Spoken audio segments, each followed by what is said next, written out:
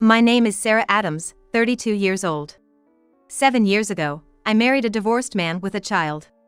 Together, we're raising 3 daughters, his daughter from his previous marriage, Mia, and our 2 biological children. I met my husband through work, and he seemed to like me from the beginning, then persistently pursuing me. I was initially overwhelmed by his passion, but was drawn to his kindness, as he had been raising Mia single-handedly with some help from his family. Before we started dating, I met Mia and we quickly got along well. After overcoming the initial problem of getting along with Mia, my husband's courtship intensified. Even though I was cautious about becoming Mia's stepmother, encouraged by my husband's hope for me to be like a sister to her, we decided to marry quickly, just a few months after meeting. Soon after our marriage, I was blessed with 2 more daughters, and life seemed to be going smoothly. However, by the time our 3rd daughter was born, my husband started spending less time at home, and our relationship deteriorated. He began to berate me, saying things like, "You're useless, only able to give birth to girls." These harsh days continued for years until something shocking happened. One day, as usual, I returned home from work after picking up my 2nd daughter from after-school care and my youngest from daycare. To my surprise, I found my husband, who was usually never home at that time, sitting on the living room sofa with a very young, flashy-looking girl. Sensing the uncomfortable atmosphere, I quietly told the kids to stay in their room. After making sure they were upstairs, I approached the 2 on the sofa. Suddenly, my husband blurted out something unbelievable. "She's pregnant with a boy. I'm done with women who can only bear daughters. Sign the divorce paper." I was dumbfounded and could only muster a feeble response. "What? Your mistress is pregnant?" "Yeah. This girl, my mistress. Isn't she cute? Just 19, young and vibrant. Maybe younger women are more likely to conceive boys." He smirked, stroking his mistress's head in a way that made me feel sick. Her sweet, modern makeup made me feel nauseous. "What do you mean by that? You don't know? They say women who enjoy sex are more likely to conceive boys. That's a common belief, yes. So, younger girls are more sensitive and more likely to enjoy it, meaning they're more likely to have boys. That's the idea." Hearing such crass, juvenile talk made my skin crawl, and his idiotic way of speaking infuriated me to the core. And as if that wasn't irritating enough, the woman, speaking in a deliberately sweet voice, continued her words. "Joey, that's too harsh. Just because she's older doesn't mean you have to be so blunt. It's okay. She needs things spelled out." She fell for me easily, quickly took Mia under her wing, and slipped right into our home. "But Joey, didn't you pursue her aggressively?" "That's what Mia told me." "What? Mia told you that?" "Yeah, your love stories are so entertaining. Are you trying to be jealous?" "Ha! Why would I be jealous of an older woman like her?" "Well, yeah. Looking back, I was desperate then. I had to face Mia alone, and I needed an heir quickly. So, I ended up with this mediocre woman. I should have found someone young and vibrant like Layla here and had a son right away." "Hey, Joey, that's mean. If that had happened, we wouldn't have met. That's so cruel." "What dash? No. I'm just joking. Layla, you're the one for me." "Fine. I'll forgive you this time, Joey. I love you too." I stood there, trembling slightly, as they continued their distasteful conversation. My husband, noticing my reaction, turned his attention back to me. "Hey! Are you listening? I said we're getting divorced. You, with your inability to bear sons." "Is that really what you think? What? That I'm only good for bearing daughters? What, you thought I was joking? You know what? The only reason I divorced my first wife was because she couldn't give birth to anything but girls. So, I quickly started looking for a talented and beautiful woman who could bear me a son. That's when I found you at work. I was desperate to win you over. And just when I thought I was finally going to make a son with my new wife, another girl. And years later, yet another girl. Seriously, I have the worst luck with women. That's awful." "What? Awful? It's your fault for getting all high and mighty just because a guy with some money was interested in you." "I didn't get with you just because you have money." "Whatever. Doesn't matter now. Layla's finally pregnant with a boy. Finally, my luck's turning around. Now I'm gonna focus on making more kids. Making more kids, even though she's already pregnant. And to say such things only after knowing the gender, it's like he's just claiming his victory. You never told me you wanted a boy. What? When we got married, you only said you wanted me to get along with Mia. You never mentioned needing a son. What? You just didn't ask. The Addams family has a tradition of the eldest son inheriting everything. Naturally, as the eldest, it's my duty to have a son to continue the legacy. I didn't know that, and your parents never told me either. That's why you're no good. Marrying the eldest son means understanding these things without being told. You casually decided to marry me just because you were pushed into it and the kids got attached to you. I didn't just casually decided to marry you. Whether you intended or not, that's how it turned out.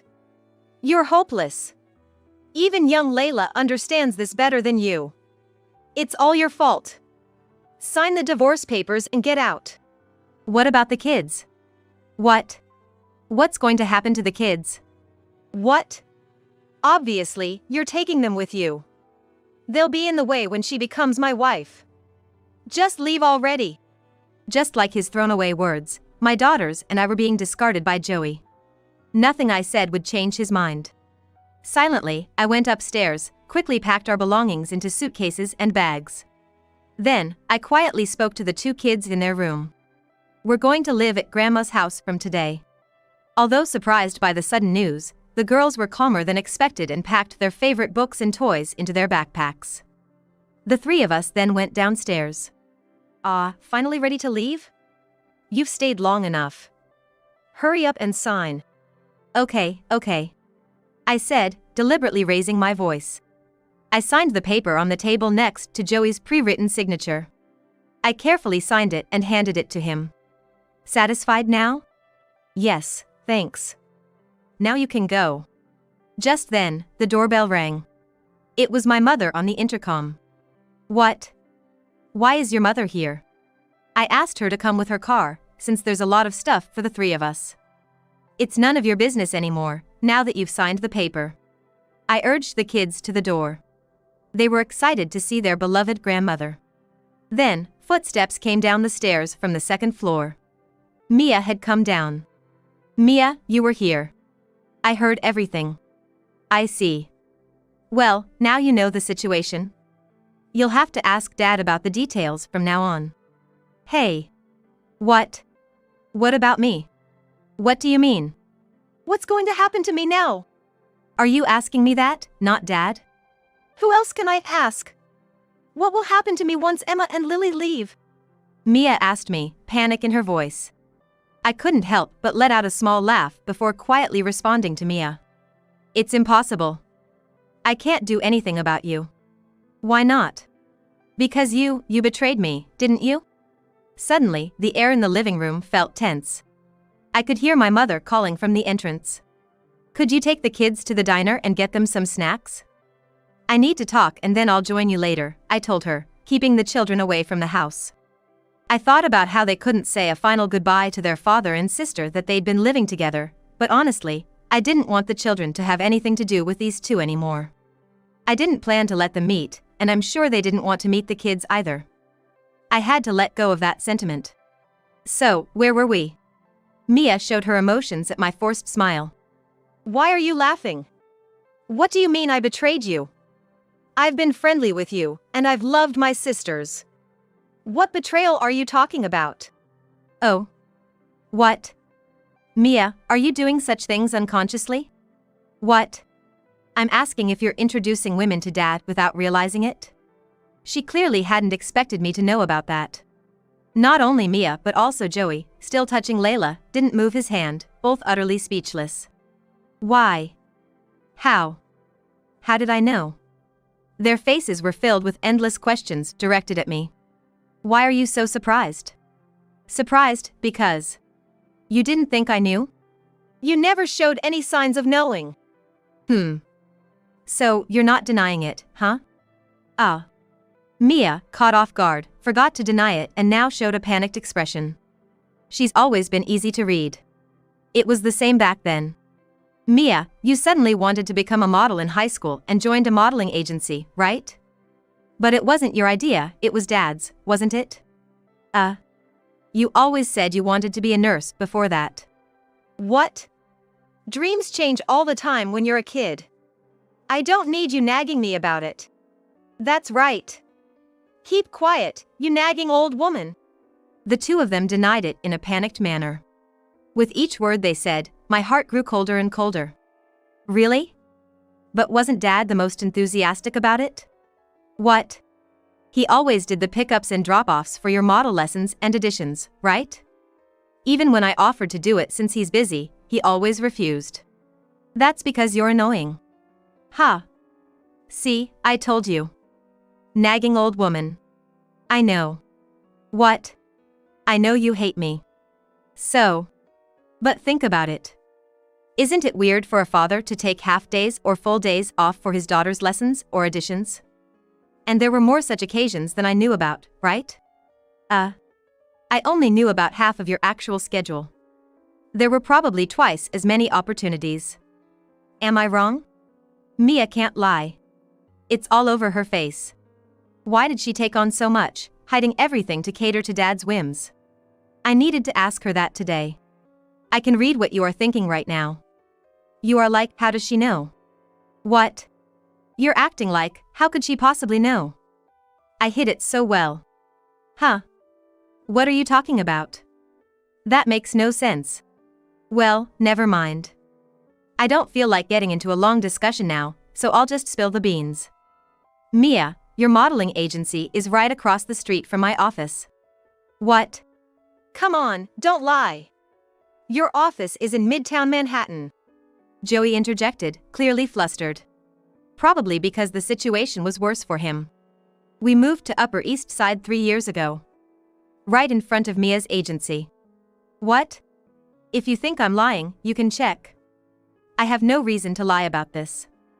Lying to you too is just a waste of time. Joey's hands shook as he fumbled with his phone, unable to hide his dismay.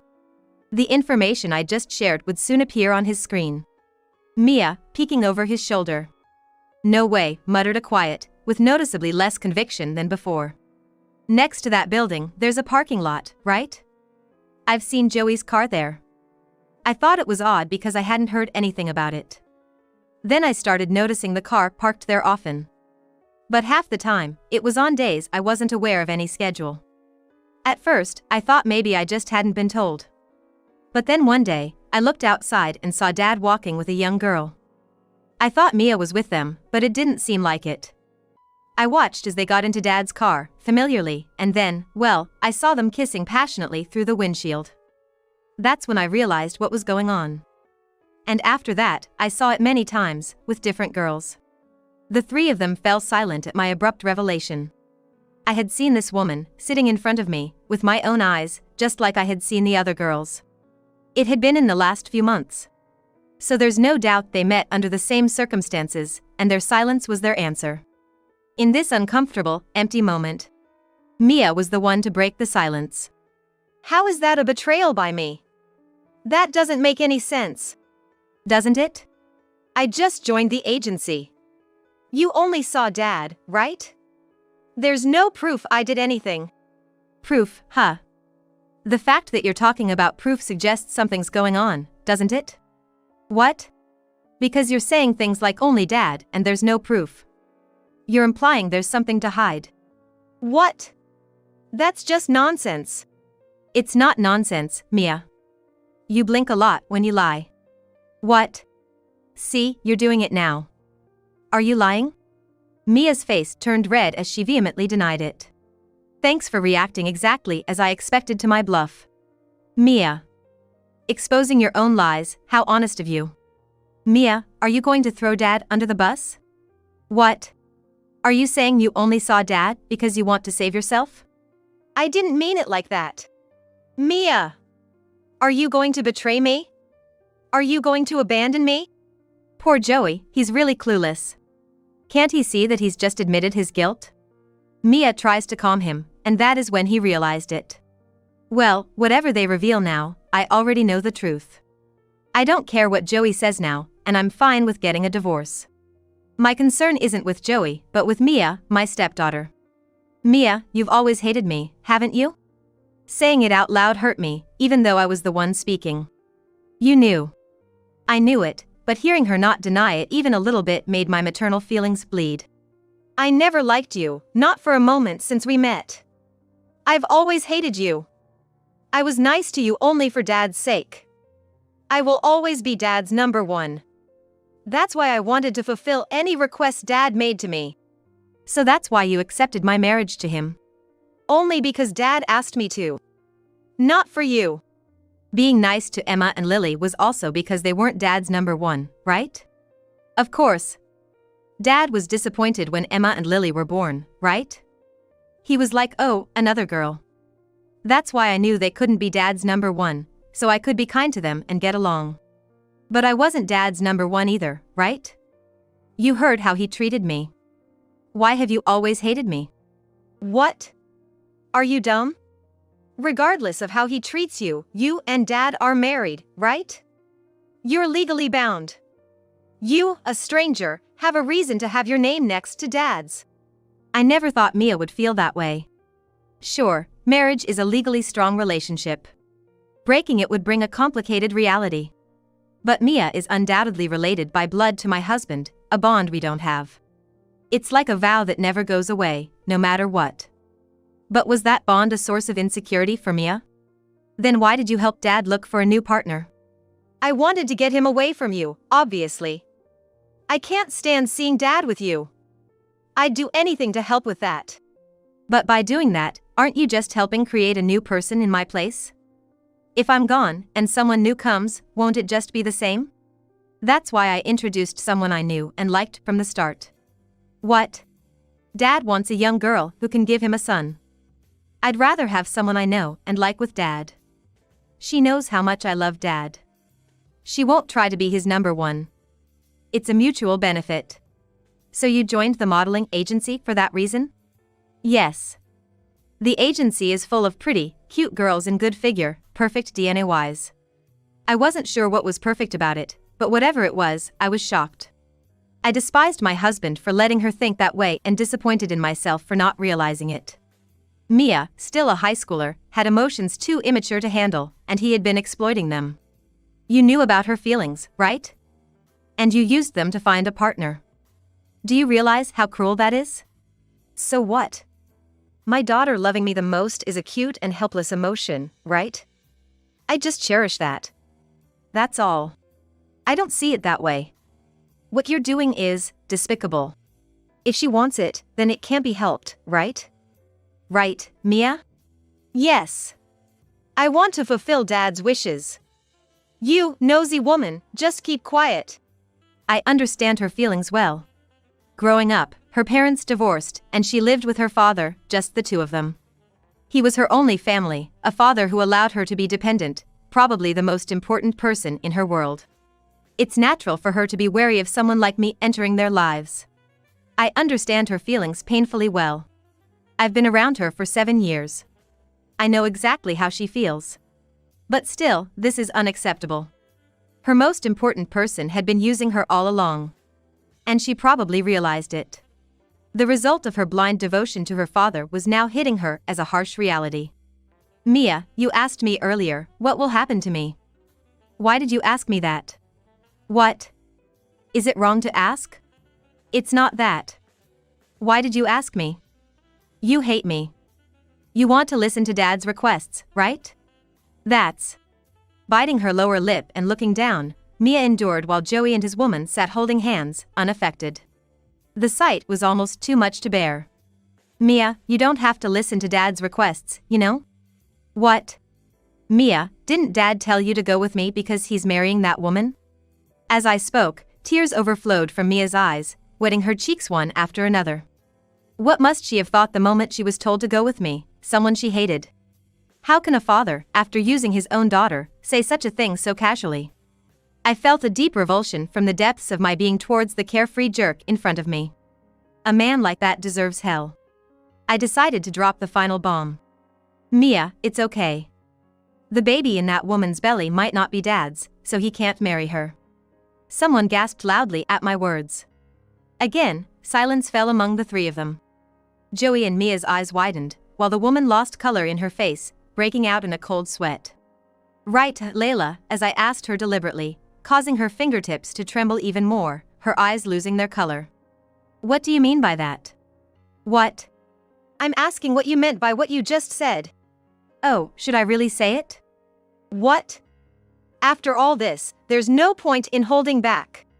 All right then, I'll tell you.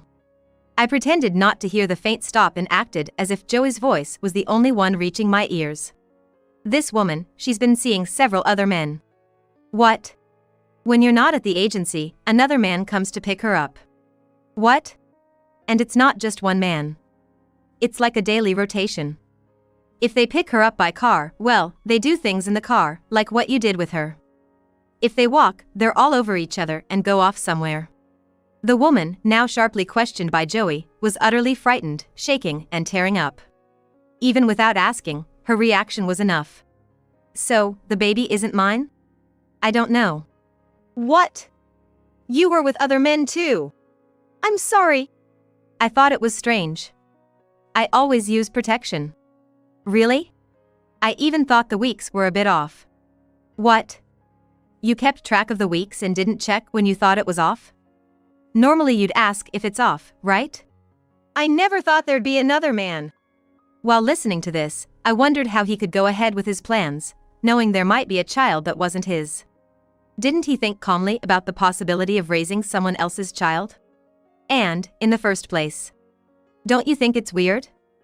A 40-year-old man and a 19-year-old girl? They wouldn't be together without some reason, right? That is there any reason? Dad was paying her money. What? Dad was giving money to her and other girls he's been with. He bought them lots of things. So, he was basically a sugar dad. And yet, they talk about dating? Marriage? That's crazy.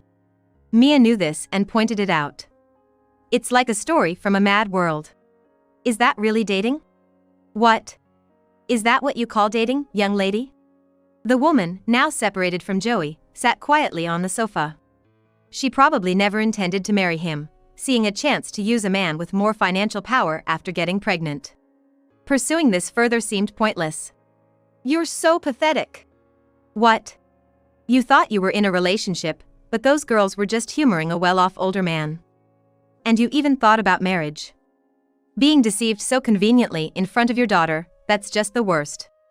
Joey's face turned bright red, and the woman's went pale. They had a lot to discuss between them now. But that's none of my business. Well, I'll take this paper with me. I casually picked up the divorce papers left carelessly on the table. I thought I heard a faint but what was written on this paper was a done deal, at least for me. Joey started to say something but stopped, realizing it was futile upon seeing my face. He retracted his hand and just watched me leave the living room. Wait a minute. It was Mia who followed me. I put on my shoes without turning back, hearing a faint thank you from behind. The first and the last thanks from Mia, who had always hated me. Goodbye. I knew Mia wouldn't want me to see her face. Without looking back, I opened the familiar front door and left. 5 years have passed since then. I divorced and rented a house near my parents, raising the kids.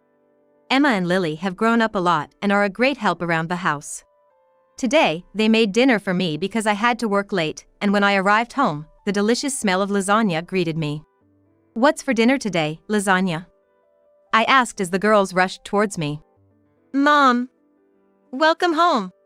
Today, I cooked with Lily. Thanks. I could smell it from the door, my stomach started growling. Really? Let's eat quick. Thank you. Oh. Mom, wash your hands first. Reprimanded by the ever-responsible Emma.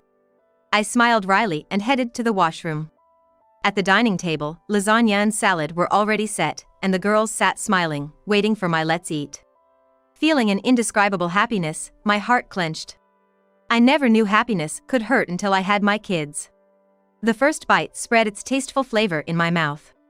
The three of us, chatting and eating together, made me think of one more person. I haven't seen Mia since that day. Even now, I think that for Mia, her biological mother will always be her mother, and I could never take that place. Her sensitive nature wouldn't allow it. That event was terrible, but maybe it turned out well for Mia in the end. Actually, Joey's parents contacted me to apologize on behalf of him. They were good people and always treated me and my daughters well. So, although I don't meet Joey, we still occasionally keep in touch with them. Through them, I sometimes hear about Mia and Joey. Joey, of course, but I'm also interested in Mia's life. After that incident happened 5 years ago, Joey and that woman broke up after a lot of trouble. Later, his parents were furious with Joey, and he and Mia ended up living in their house. It was probably for Mia's sake, as she's the first grandchild. And she was always dearly loved by them. Living with her grandparents must be a good environment for Mia. As for Joey, he hasn't remarried in these 5 years. After that incident, his parents decided to watch him more closely than ever, and he can't make any move towards women. In a way, it's a fitting restraint for him. In the first place, it turns out they never said anything about needing a male heir. They come from a long-established family, and even run a small business. Joey was probably fighting with the pressure of being an heir on his own. However, his father seems to want Mia, his eldest grandchild, to eventually take over the family business. This spring, after graduating from college, Mia started working at his company and is learning the ropes. Mia, who had already been shining as an intern during her college years, is making them proud, as Joey's mother excitedly shared with me. I felt proud too, even though it wasn't my place. Mia will be fine, I'm sure of it. My only concern now is how these girls in front of me will grow up. Mom? What is it? I'm thinking of becoming a teacher in the future. Oh. Why's that?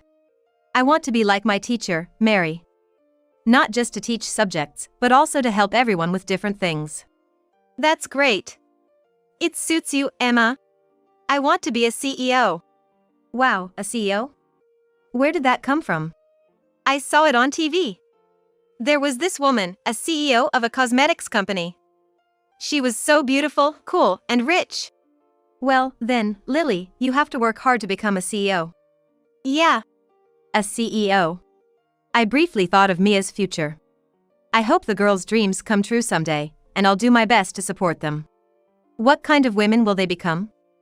I let my mind wander a bit. I won't be outdone by these girls. I have to do my best too. I took another spoonful of lasagna.